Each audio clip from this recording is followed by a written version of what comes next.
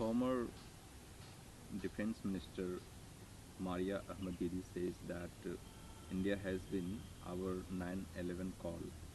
Whenever we need it, we give a call, and India came to our rescue. That kind of friend is India of ours. So we need to think before before any comment.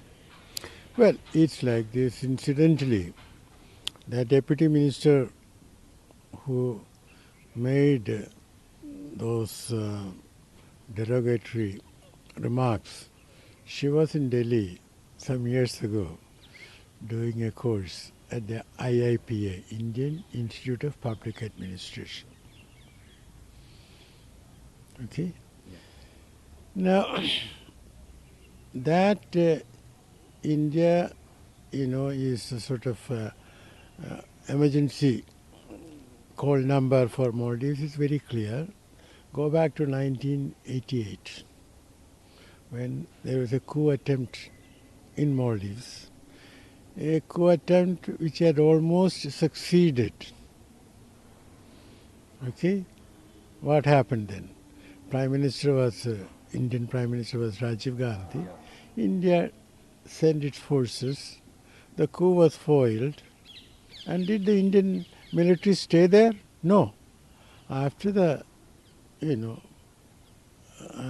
elected government was restored, the military left. And Indian military had no role political.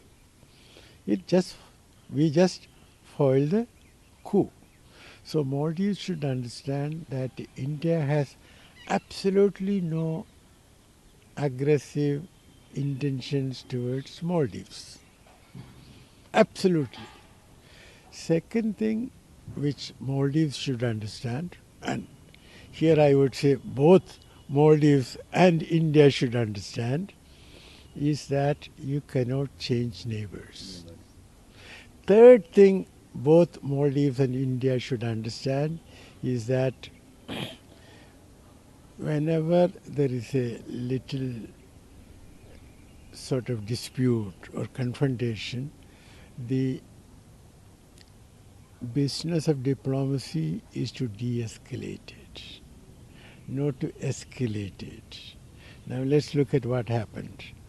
These deputy minister and others came out with those tweets which are unnecessary and deplorable. The government of Maldives, probably after our High Commissioner called on them, but not necessarily because the High Commissioner called on them, they came out with a statement. I read that statement, which was correctly worded. It said, that strict action would be taken against those who come out with such statements, endangering Maldives' relations with foreign countries. And the three ministers were suspended, not sacked, suspended. I believe one of them was supposed to go with the president to China. You know what I mean? So Maldives took action. We have to recognize that. Fourth thing, which India has to recognize, I emphasize, India has to recognize, is that we should not push Maldives into a corner where China is with open arms Yeah. waiting to embrace it. And if you have seen, China has said that China treats Maldives as equal, and that China is prepared to work, collaborate with Maldives or make it a prosperous country. Okay? So we should not overplay our hand, nor should we get completely out of control emotionally.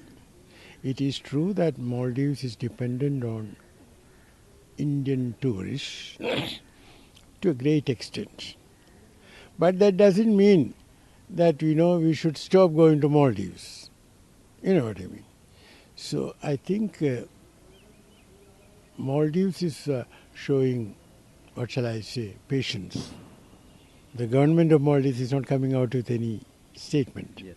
Opposition, of course, naturally, that is internal politics.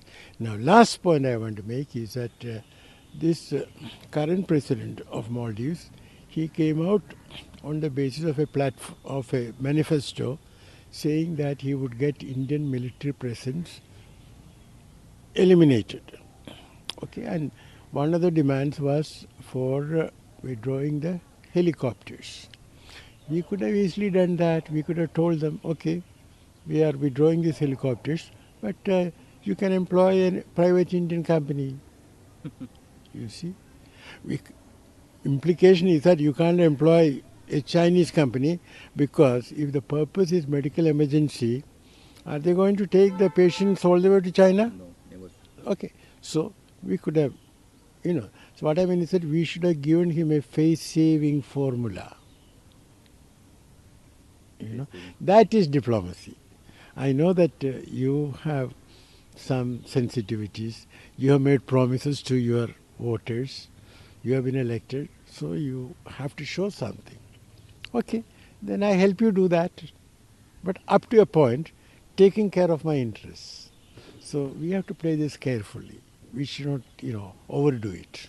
Sir, see also to that Indian troops which were in Malay or some part of Maldives, that Indian troops never interfered in politically, and she also talked about helicopters, right, which totally controls Maldives government. India doesn't control that helicopters or troops. That is true, but there again, what we have to understand is, let me turn it around. The Maldives president is not really against the presence of Indian troops. He has only made use of it to get elected. Elected. But having said that in his manifesto, he has to show something.